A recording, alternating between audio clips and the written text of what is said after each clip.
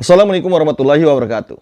Jumpa kembali bersama Bang Yarta PPL. Apa kabar sobat semua? Semoga selalu dalam keadaan sehat dan berbahagia.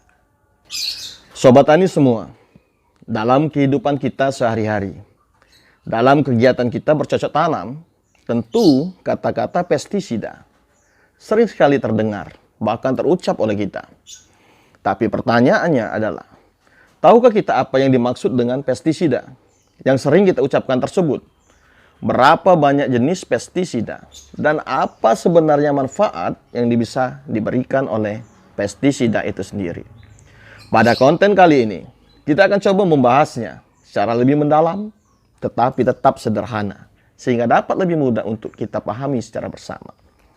Tapi sebelumnya Bang Yarta kembali mengingatkan untuk sobat semua yang baru pertama kali mampir ke channel Bang Yarta PPL untuk tekan like dan share jika menyukai konten ini. Dan yang paling penting, jangan lupa subscribe. Karena subscribe itu gratis. Dan getarkan loncengnya atau nyalakan notifikasinya untuk mengetahui konten-konten Bang Yarta selanjutnya. Jika ada yang kurang jelas atau kurang dimengerti, bisa mengajukan pertanyaan, pendapat, kritik, dan saran pada kolom komentar. Karena itulah, jangan di-skip atau loncat-loncat menonton videonya. Semoga ilmu yang didapat menjadi manfaat.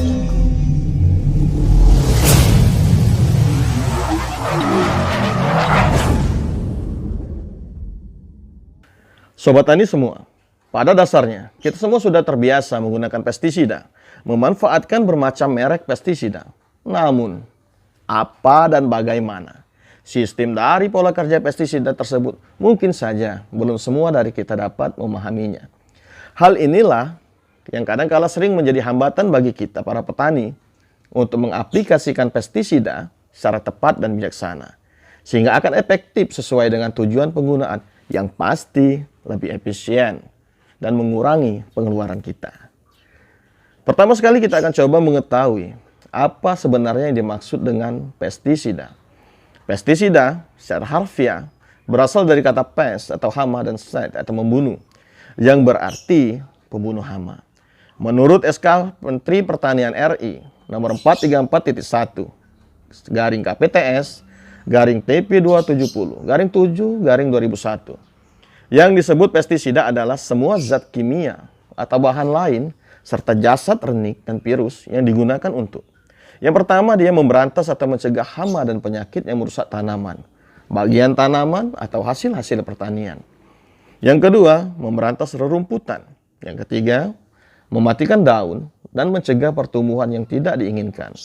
Yang keempat, mengatur atau merangsang pertumbuhan tanaman atau bagian-bagian tanaman, tetapi tidak termasuk dalam golongan pupuk. Yang kelima, memberantas atau mencegah hama-hama luar pada hewan piaraan dan ternak. Yang keenam, memberantas hama-hama air. Yang ketujuh, memberantas atau mencegah binatang-binatang dan jasad renik dalam rumah tangga, bangunan, dan dalam alat-alat pengangkutan. Yang kedelapan, memberantas atau mencegah binatang-binatang yang bisa menyebabkan penyakit pada manusia itu sendiri. Sedangkan menurut the United States Environmental Control Act, pestisida merupakan semua zat yang khusus digunakan untuk mengendalikan, mencegah, atau menangkis gangguan serangga, binatang pengerat, nematoda, gulma, virus, bakteri, serta jasad renik yang dianggap hama. Kecuali virus, bakteri, atau jasad renik lain yang terdapat pada hewan dan manusia. Atau pestisida sendiri merupakan semua zat atau campuran zat yang digunakan untuk mengatur pertumbuhan atau mengeringkan tanaman. Sobat tani semua, banyak sekali jenis pestisida yang dapat digolongkan berdasarkan organisme pengganggu tanaman sasarannya. Di antaranya, 1. Insektisida. Insektisida yang digunakan untuk mengendalikan hama berupa serangga. Kelompok insek ini dibedakan menjadi dua, yaitu opisida untuk mengendalikan telur serangga dan larvisida untuk mengendalikan larva serangga. Yang kedua, akarisida yang digunakan untuk mengendalikan akarina, tungau atau mites. Yang ketiga, moluskisida yang digunakan untuk mengendalikan hama dari bangsa siput atau moluska. Yang keempat, rodentisida yang digunakan untuk mengendalikan hama pengerat atau tikus. Yang kelima, nematisida digunakan untuk mengendalikan nematoda. Yang keenam, ini sering kita gunakan pada kehidupan bercocok tanam, ini fungisida Digunakan untuk mengendalikan penyakit tanaman yang disebabkan oleh cendawan, baik itu jamur atau fungi. Yang ketujuh, bakterisida. Digunakan untuk mengendalikan penyakit tanaman yang disebabkan oleh bakteri. Kedelapan, ini pun sering kita gunakan, herbisida. Digunakan untuk mengendalikan gulma atau tumbuhan pengganggu. Berikutnya, algisida. Digunakan untuk mengendalikan ganggang atau algae. Yang 10, pestisida.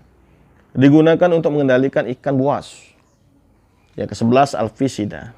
Digunakan untuk meracuni burung atau perusak hasil pertanian. Berikutnya ada rapelen. Pestisida ini tidak bersifat membunuh, tetapi hanya mengusir hama. Yang ke-13, atraktan. Digunakan untuk menarik atau mengumpulkan serangga. Yang ke-14 ini ZPT. Digunakan untuk mengatur pertumbuhan tanaman yang efeknya bisa memacu pertumbuhan tanaman atau menekan pertumbuhan. Yang ke-15, plant activator. Digunakan untuk merangsang timbulnya kekebalan tumbuhan sehingga tahan terhadap serangan penyakit tertentu. Sobat Tani semua, berdasarkan cara kerjanya, pestisida dibagi menjadi 4 jenis, yaitu yang pertama pestisida kontak, yaitu pestisida yang mempunyai daya bunuh setelah tubuh jasad terkena sasaran. Contohnya contoh merek dagang, Gramoson, Diazinon, Folidol, dan BHC. Yang kedua, pestisida fumigan, yaitu pestisida yang mempunyai daya bunuh setelah jasad sasaran terkena uap atau gas. Contoh dagangnya metil bromide, gamisen, dan karbon disulfida. Yang ketiga, pestisida sistemik, yaitu pestisida yang dapat ditranslokasi melalui tanaman. Hama akan mati apabila menghisap atau memakan jaringan tanaman. Contoh dagangnya furadan, kurater, atau dimekron. Yang keempat, pestisida lambung, yaitu pestisida yang mempunyai daya bunuh setelah jasad sasaran memakan pestisida. Contoh dagangnya paratian dan klerat. Sobat Tani semua, sedangkan berdasarkan waktu aplikasi pestisida dibedakan menjadi yang pertama preventif atau protektif, di mana pestisida ini berfungsi untuk mencegah terjadinya suatu hama atau penyakit. Yang kedua, kuratif. Kuratif ini artinya pestisida yang diaplikasikan setelah terjadinya infeksi tetapi sebelum gejala serangannya muncul. Yang ketiga, eradikatif, yaitu pestisida yang aplikasinya setelah gejala serangan muncul. Berdasarkan formulasi atau bentuknya yang biasa kita temukan di negara kita Indonesia, pestisida dibedakan menjadi formulasi padat dan formulasi cair. Untuk formulasi padat sendiri dia terdiri dari beberapa jenis. Yang pertama, wettable powder, atau kita kalau beli pestisida di ujung nama dagang itu tertulis WP, artinya wettable powder. Merupakan sediaan bentuk tepung, ukuran partikelnya hanya beberapa mikron dengan kadar bahan aktif relatif tinggi 50-80%. Yang jika dicampur dengan air, dia akan membentuk suspensi. Biasanya diaplikasikan dengan cara disemprot. Yang kedua, SP, soluble powder, merupakan formulasi berbentuk tepung juga. Yang jika dicampur air, dia akan membentuk larutan yang homogen. Digunakan juga untuk disemprot. Yang ketiga, secara butiran. Umumnya merupakan pestisida yang siap pakai dengan konsentrasi bahan aktif rendah, sekitar 2%. Ukuran butirannya kecil, bervariasi antara 0,7 sampai 1 mm. Pestisida butiran umumnya digunakan dengan cara ditaburkan di lapangan, baik secara manual maupun dengan mesin penabur. Yang keempat adalah WG atau WDG, Water Dispersible Granule. Berbentuk butiran, tetapi penggunaannya sangat berbeda. Formulasi WDG harus diencerkan terlebih dahulu dengan air, baru digunakan dengan cara disemprotkan. Yang kelima, SG, Soluble Granule, mirip dengan WDG, harus diencerkan terlebih dahulu. Bedanya jika dicampur dengan air, dia akan membentuk larutan yang sempurna. Yang keenam adalah tepung hembus, merupakan pestisida siap pakai, tidak perlu dicampur dengan air. Dia berbentuk tepung dengan ukuran partikel 10-30 mikron dengan konsentrasi bahan aktif yang sangat rendah, lebih kurang 2%. Digunakan dengan cara dihembuskan atau dusting. Formulasi yang kedua itu berbentuk cair. Di antaranya adalah di ujung merek dagang yang sering tertulis EC atau Emulsible Concentrate. Merupakan sediaan berbentuk pekatan atau konsentrat. Cair dengan kandungan bahan aktif yang cukup tinggi. Oleh karena itu, menggunakan solvent berbasis minyak. Konsentrat ini jika dicampur dengan air akan membentuk emulsi. Yang kedua adalah WCS, Water Soluble Concentrate, merupakan formulasi yang mirip dengan EC. Tetapi karena menggunakan sistem solvent berbasis air, maka konsentrat ini jika dicampur dengan air, dia tidak membentuk emulsi, melainkan akan membentuk larutan homogen atau arti yang tercampur secara rata. Umumnya formulasi ini digunakan dengan cara disemprot. Yang ketiga, AS, Aqueous Solution, merupakan pekatan yang bisa dilarutkan dalam air.